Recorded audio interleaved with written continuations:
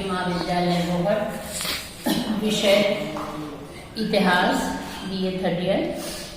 आज हम उन कारणों के बारे में जानकारी लेंगे जिसके कारण इंग्लैंड ने भारत को स्वतंत्रता देने की घोषणा की। सेकेंड वर्ल्ड वॉर जब खत्म हुआ, द्वितीय विश्व युद्ध, तो उसमें वैसे तो विजय जो है वो मित्र राष्ट्रों की हुई थी, लेकिन आर्थिक स्थिति इंग्लैंड की इतनी अधिक खराब हो गई थी, इतना अधिक उसके ऊपर ऋण चढ़ गया था कि अब इंग्लैंड के पास न तो वो नैतिक अधिकार था और न ही वो सक्षम था कि भारत को जबरन जो है वो उसके ऊपर अपना आधिपत्य बनाए। सेकेंड वर्ल्ड वॉर के कारण के समय जब जो चल रहा था द्वितीय विश्व युद्ध, तो भारत ने इंग्लैंड की मदद करने की बात कही थी और इस आश्वासन पर कि उसकी स्वतंत्रता के ऊपर जो है वो विचार सहानुभूतिपूर्ण किया जाएगा।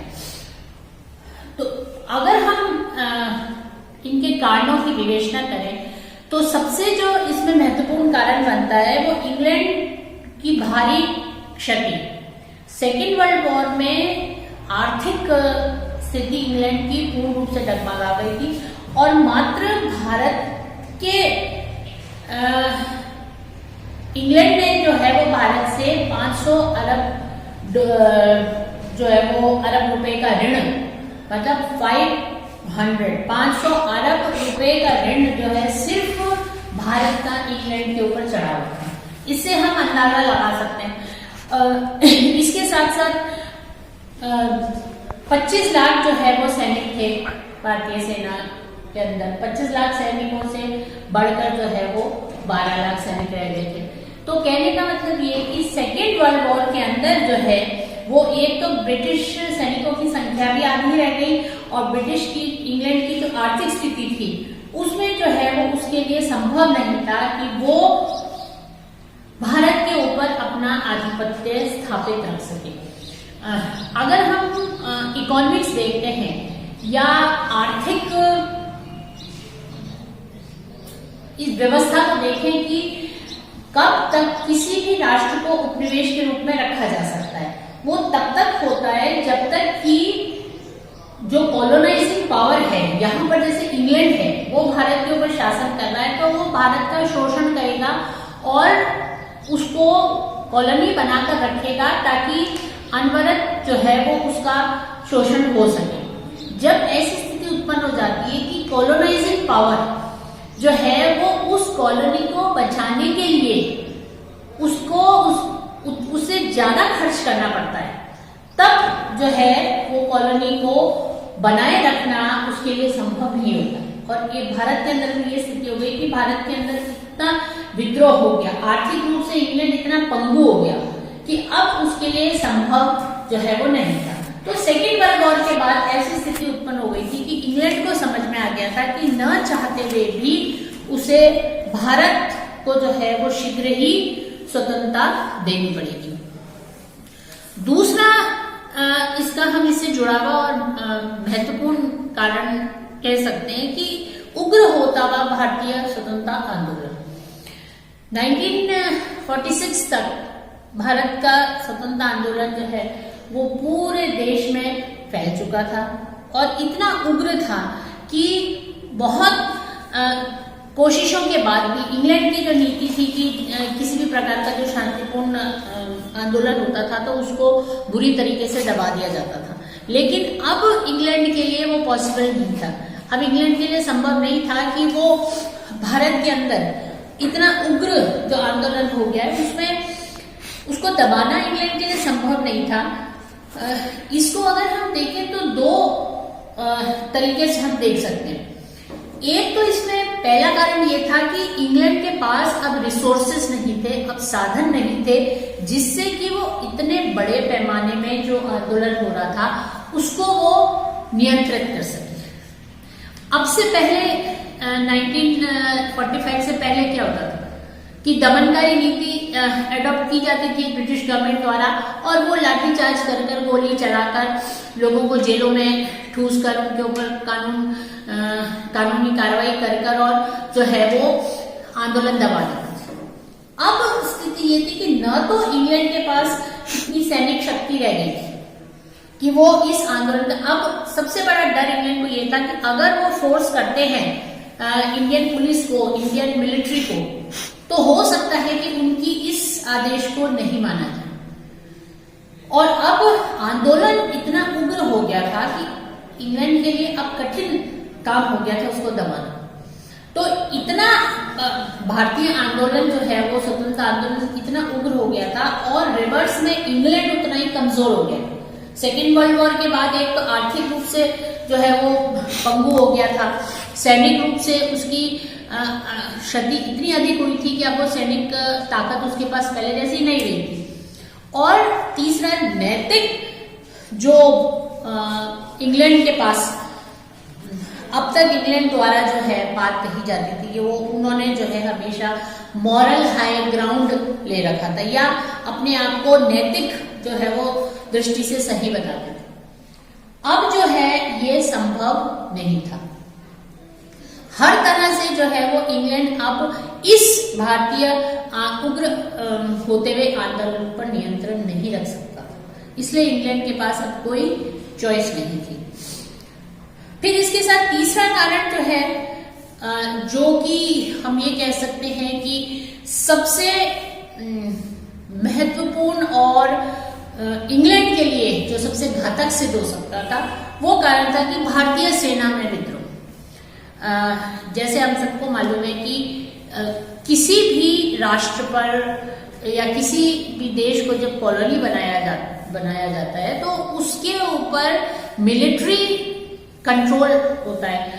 आप जो कॉलोनाइज कर रहा है कंट्री, वो हमेशा जिस देश को कॉलोनाइज किया जा रहा है उससे ज्यादा मिलिट्रीली पावरफुल होता है, ताकि वो उसको दबाकर नियंत्रण में रख सके।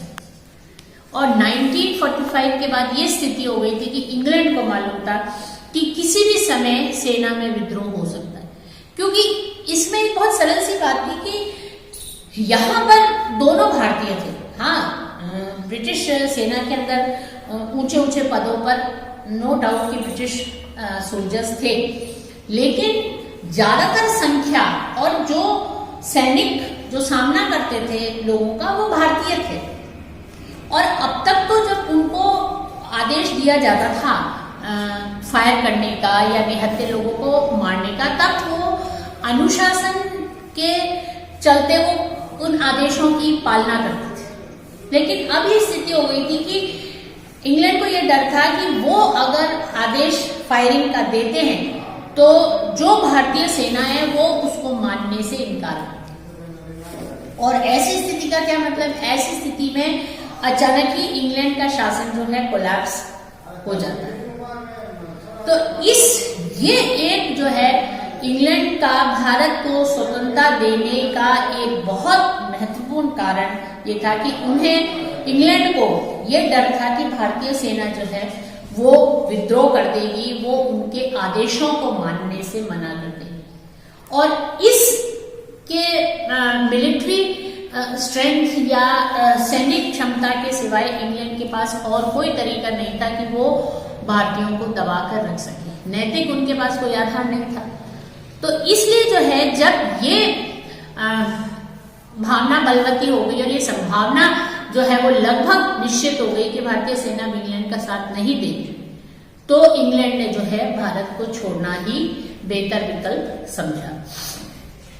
फिर इसके बाद एक और महत्वपूर्ण जो हम कारण कह सकते हैं वो अंतर्राष्ट्रीय दबाव। सेकेंड वर्ल्ड वॉर के बाद विश्व में एक ऐसा जो है वो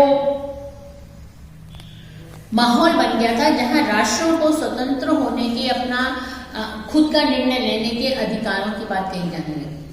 और इवन चर्चिल जो बहुत ही ज्यादा इंपीरियलिस्ट थे और किसी भी तरीके से भारत को स्वतंत्रता देने के पक्षधर नहीं थे, लेकिन उन्होंने भी ये बात कही कि जो है वो भारतीयों को आजादी देनी पड़ेगी। अब यहाँ पर इच्छा जो है वो इंग्लैंड की स्वयं की इच्छा नहीं थी कि वो स्वतंत्र दे दे, क्योंकि नेचुरली अपनी कॉलोनी जो है जहां से कि वो हर साल अरबों खरबों रुपए लूट रहे हैं, उसको स्वतंत्रता देने के लिए जो है वो इंग्लैंड को जब तक बहुत अधिक दबाव नहीं हो, इंग्लैंड नहीं मानता। तो धीरे धीरे कर कर जो है वो रूस भी इंग्लैंड पर डालने लगा प्रभाव। और दूसरा, सेकेंड वर्ल्ड वॉर के बाद इंग्लैंड इतना आइसोलेटेड और वीकन हो गया था, इतना कमजोर हो गया था कि वो अंतर्राष्ट्रीय दबाव को सहन नहीं कर सकता था। विरोध तो पहले भी हुआ था, इंग्लैंड के पास कोई नैतिक आधार नहीं था, लेकिन तब इंग्लैंड शक्तिशाली था और वो जो है उसने अंतर्राष्ट्रीय दबावों की परवाह नहीं की।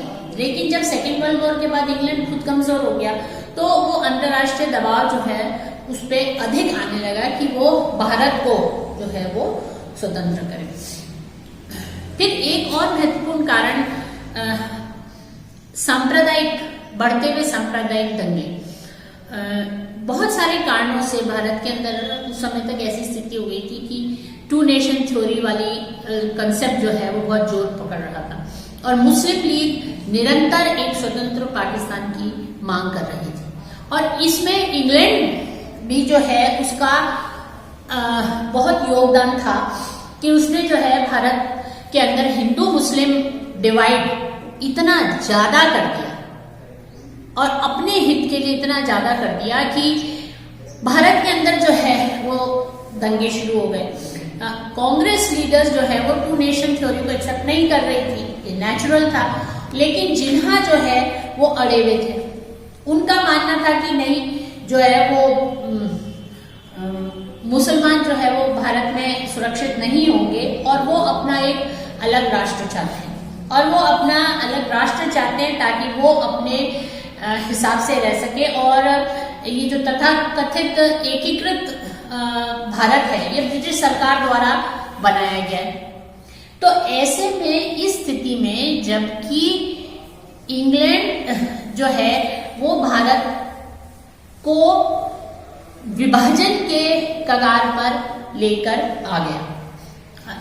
कांग्रेस पार्टी ये कहती थी कि इंग्लैंड जो है ये जानबूझकर इंग्लैंड टू नेशन थ्योरी को कर रहा है ताकि वो 10 साल और जो है वो भारत के ऊपर राज करे।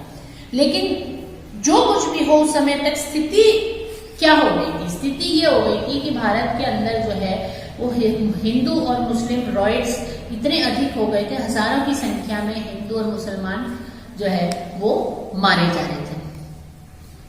फिर इसके साथ एक और कारण हम बता सकते हैं कि इंग्लैंड की बिगड़ती हुई स्थिति है। सेकेंड वर्ल्ड वॉर के बाद इंग्लैंड जो है अपने आप को संभाल नहीं पा रहा था और उसको ये समझ में आ गया था कि चूंकि भारत के अंदर अब जो लोगों का आंदोलन था वो चल रहा था, सेना जो है वो धीरे धीरे अंग्रेजी सरकार के अगेंस्ट में हो रही थी और आर्थिक रूप से अब इंग्लैंड में वो क्षमता नहीं थी। ये कहा जाता था कि India was the brightest jewel in the British crown.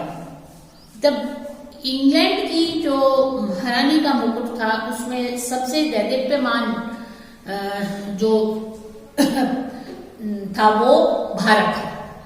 Bharat से जितना ज्यादा जो है वो अनवरत प्रवाह धन का इंग्लैंड के लिए हुआ वो किसी कंट्री के लिए नहीं हुआ और इंग्लैंड कभी नहीं चाहता था कि वो भारत को स्वतंत्रता दे। लेकिन अब इंग्लैंड की ऐसी स्थिति हो गई थी कि उसके पास कोई चारा नहीं था।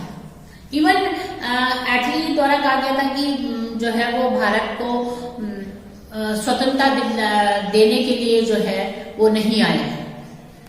तो इससे हम अंदाजा लगा सकते हैं कि इंग्लैंड को भारत को स्वतंत्रता देने में जो है वो कितनी मजबूरी होगी। तो इंग्लैंड की जो है ऐसी बिगड़ी हुई स्थिति थी, इस कारण से इंग्लैंड के पास कोई चारा नहीं था क्योंकि उसको मालूम था कि ना तो उसके पास उतनी सैनिक क्षमता है, ना नैतिक उसके पास किसी तरह का कोई आधार है। इस कारण से इंग्लैंड ने जो है एटली ने 20 फरवरी 1947 को हाउस ऑफ कॉमन्स में घोषणा की कि जून 1948 तक सत्ता भारत में एक उत्तरदायी सरकार को हस्तांतरित कर दी जाएगी। ये जो है वो स्वतंत्रता की घोषणा इंग्लैंड द्वारा की गई। धन्यवाद।